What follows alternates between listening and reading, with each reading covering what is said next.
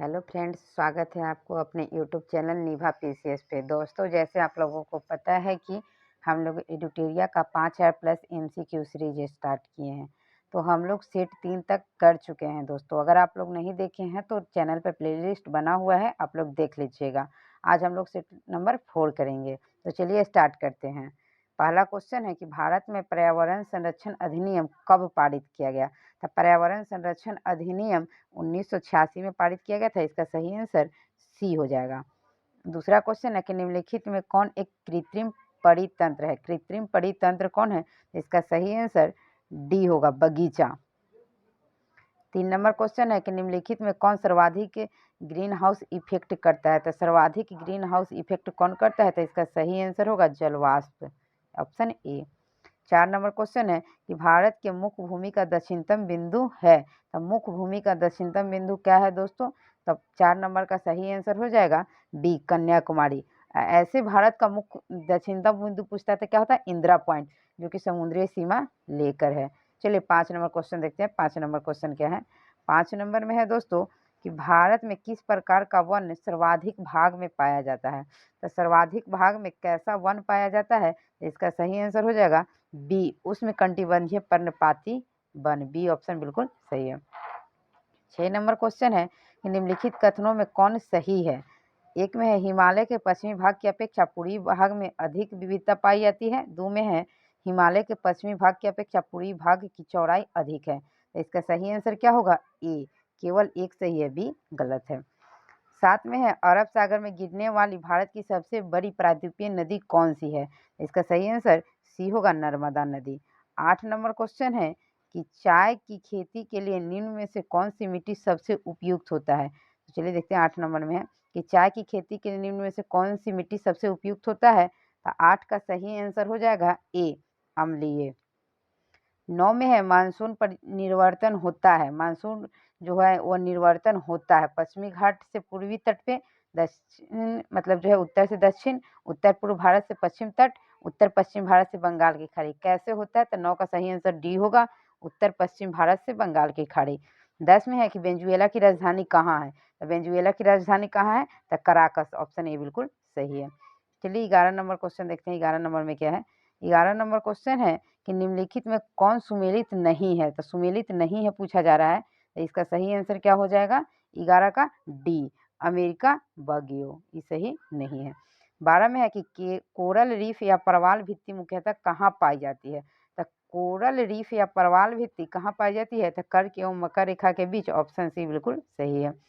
13 number है कि स्वर्ण सिंह समिति का संबंध किससे है?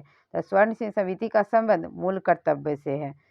14 नंबर क्वेश्चन है कि न्यायोचित एवं मानवीय कार्यदशाओं तथा मातृत्व सहायता के लिए उपबंध संविधान के किस अनुच्छेद में किया गया है? तो इसका सही आंसर होगा ऑप्शन सी, अनुच्छेद 42। 15 में है कि भारत के नियंत्रक एवं महालेखा परीक्षक के संबंध में निम्न कथनों पर विचार कीजिए।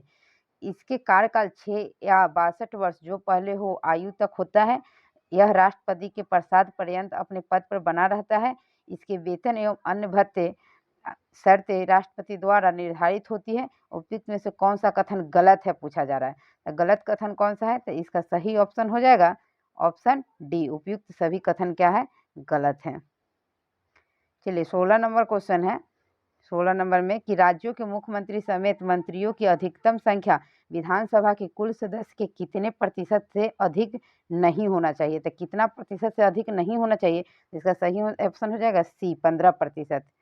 17 में है कि रीट जारी करना उच्चतम न्यायालय के किस क्षेत्राधिकार में आता है? तो उच्चतम न्यायालय के किस क्षेत्राधिकार में आता है? तो ये आता है न्यायाधीश क्षेत्राधिकार, ऑप्शन बी सही है।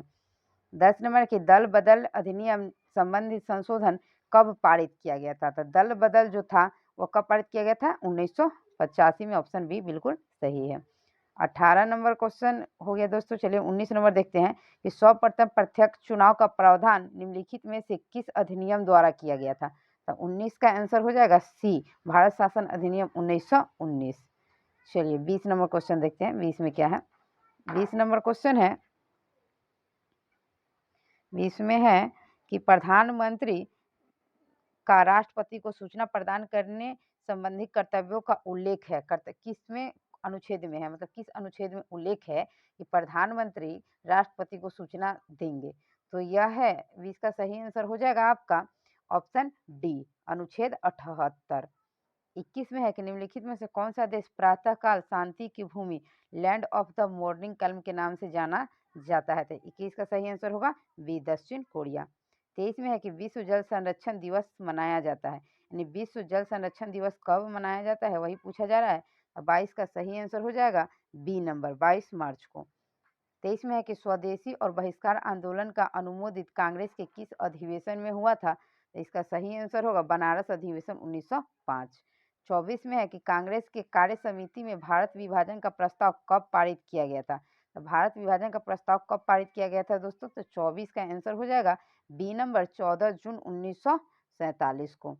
25 नंबर है कि संविधान सभा की प्रथम बैठक का आयोजन किस गवर्नर जनरल के द्वारा किया गया था। तो इसका सही आंसर होगा लॉर्ड बेवेल।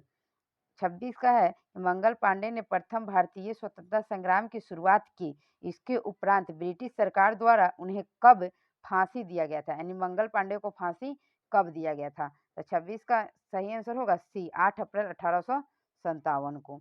चलिए 27 नंबर क्वेश्चन देखते हैं। 27 नंबर में क्या है। 27 नंबर में है कि वहाबी आंदोलन का प्रमुख क्षेत्र नहीं रहा, यानी कि प्रमुख क्षेत्र कौन नहीं रहा। तो 27 का सही आंसर हो जाएगा सी, असम। 28 नंबर क्वेश्चन है कि पुस्तक एरिया ऑफ डार्कनेस के लेखक कौन है। तो एरिया ऑफ डार्कनेस के लेखक बी.एस. नायपॉल है, आंसर ए बिल्कुल सही है। 29 नंबर में है कि सूची ए को सूची दो से मिलाना है कि सूरत की संधि कब हुआ था, पूना की संधि कब हुआ था, पुरंदर की संधि कब हुआ था, देवगांव की संधि कब हुआ था। तो चलिए हम लोग मिलाते हैं क्या होता है। तो इसका सही आंसर हो जाएगा 29 का सी, 29 का सी होगा, 1 का 4 होगा। सूरत की संधि 1775 में हुआ था, पूना की संधि 1817 में हुआ था, पुरंदर की संधि 1665 में हुआ था, देवगांव की संधि 1803 में हुआ था। इसका सही आंसर सी हो जाएगा। चलिए 30 नंबर क्वेश्चन देखते हैं। 30 नंबर क्या है।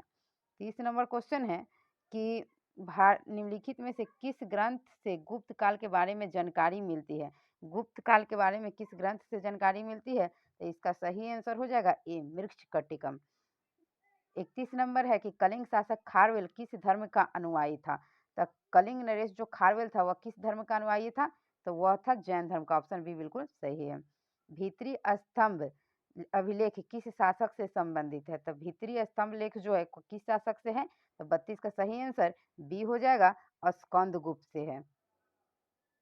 चलिए नेक्स्ट क्वेश्चन है आपका 33 नंबर कि दक्षिण भारत में स्थित कैलाशनाथ मंदिर किस शासकों के द्वारा निर्मित किया गया था। तो इसका सही आंसर बी होगा, पल्लव शासक। 34 नंबर क्वेश्चन है कि सिकंदर की मृत्यु के बाद भारत ने अपनी गर्दन से दास्ता का जुआ उतार फेंका, साथ ही अपने गवर्नरों की हत्या कर दी। इस मुक्ति युद्ध का नायक सेंड्रोकोट्स था, चंद्रगुप्त के विषय में यह किसने कहा था। तो 34 का सही आंसर आपका होगा बी, एरियन। चलिए नेक्स्ट क्वेश्चन है आपका कि ध्वनि का प्रभाव मानव के मस्तिष्क में संवेदन कितने समय तक रहता है। तो 35 का सही आंसर आपका होगा बी, 1/10 सेकेंड। 36 नंबर क्वेश्चन है कि निम्नलिखित नेत्र में प्रवेश करने वाले प्रकाश की मात्रा का नियंत्रण निम्न में से किस अंग द्वारा किया जाता है। तो 36 का सही आंसर डी होगा, आइरिस के द्वारा। 37 नंबर क्वेश्चन है दोस्तों कि रक्त की अशुद्धियाँ किस अंग में जाकर छनती है। तो 37 का सही आंसर आपका बी होगा, ब्रिक में। 38 नंबर क्वेश्चन है कि रक्त का कितना प्रतिशत भाग प्लाज्मा होता है। तो इसका सही आंसर सी हो जाएगा, 55 से 60%। 39 नंबर क्वेश्चन है कि एक पौधे का पुष्पन होने के लिए उत्तरदायी हार्मोन कौन सा है। तो 39 का सही आंसर डी होगा, फ्लोरीजीन। 40 नंबर क्वेश्चन है कि इंद्रधनुष किस कारण होता है।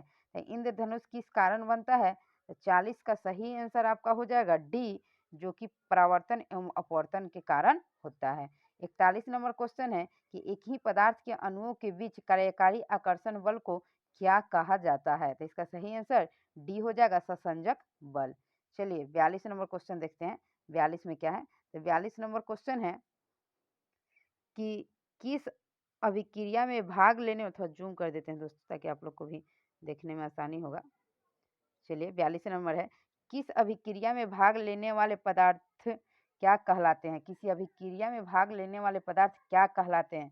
जो अभिक्रिया में भाग लेता है उसे क्या कहते हैं? तो इसका सही आंसर सी होगा, अभिकारक कहते हैं। 43 नंबर क्वेश्चन है कि क्षारक को जल में घुलने पर क्या मुक्त होता है? एक होता है अम्ल, एक होता है क्षारक। तो क्षारक को अगर जल में हम लोग घुलते हैं तो क्या उत्पन्न होता है? तो इसका सही आंसर हो जाएगा OH माइनस आयन जो होता है वह मुक्त होता है। 44 में है कि नींबू के रस का पीएच मान कितना होता है? तो नींबू के रस का पीएच मान 2.2 होता है। ऑप्शन बी बिल्कुल सही है। 45 में है कि बादल और वायुमंडल का तैरना किस कारण होता है? तो बादल और वायुमंडल का तैरना किसके कारण होता है? तो आपका 45 का सही आंसर डी हो जाएगा, श्यानता के कारण। चलिए 46 नंबर क्वेश्चन है कि छाया में पनपने वाले पौधे को क्या कहते हैं? तो छाया में पनपने वाले पौधे को हम लोग क्या कहते हैं? तो इसका सही आंसर हो जाएगा सियोफाइट्स, बी ऑप्शन सही है। 47 नंबर क्वेश्चन है कि मेनिहेरम अंतर्राष्ट्रीय सीमा रेखा किन दो देशों के बीच है? तो यह रूस और फिनलैंड के बीच है। ऑप्शन ए बिल्कुल सही है। 48 नंबर है कि जैव विविधता दिवस निम्नलिखित में से किस दिन मनाया जाता है? तो जैव विविधता दिवस 22 मई को मनाया जाता है। ऑप्शन सी बिल्कुल सही है। 49 नंबर क्वेश्चन है कि राष्ट्रीय खाद्य सुरक्षा मिशन NFSM की शुरुआत किस वर्ष किया गया था? तो 49 का सही आंसर ए होगा, 2007 में। चलिए 50 नंबर क्वेश्चन देखते हैं और अंतिम क्वेश्चन क्या है हम लोगों का। तो अंतिम क्वेश्चन है कि भारत में मुद्रास्फीति के प्राकलन का सबसे प्रचलित माप है। सबसे प्रचलित माप कौन सा है? तो 50 का सही आंसर सी होगा, CPI। तो चलिए दोस्तों, हमारा सेट आज यहीं पे ख़त्म होता है। ऐसे ही छोटे छोटे सेटों के लिए हमारे साथ बने रहिए। इसके लिए आप लोगों के धन्यवाद।